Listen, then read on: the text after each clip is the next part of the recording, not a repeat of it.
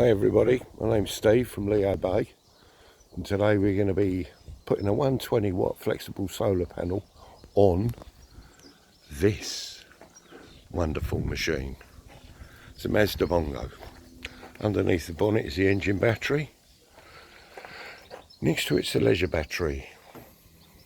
If we come round, I've laid the kit out. That's our 120 watt semi-flexible solar panel. And down here we've got a PWM controller, and next to it is the digital display to give the user all the information they need. Roof grommet, the white character, then the little red battery positive terminal cover and the V cutter.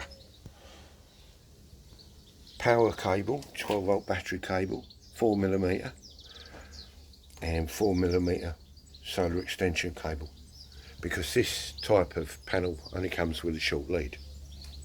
Now the reason for the V cutter is when we're bringing the cables through the roof, we use the full depth of the V cutter, make a circle, insert the red battery positive terminal cover, and that fits down nicely inside, protects the cables, and the cables will come through the white roof grommet, down through the red grommet and into the vehicle, and the whole lot gets sealed up. So it's double insulated and double sealed.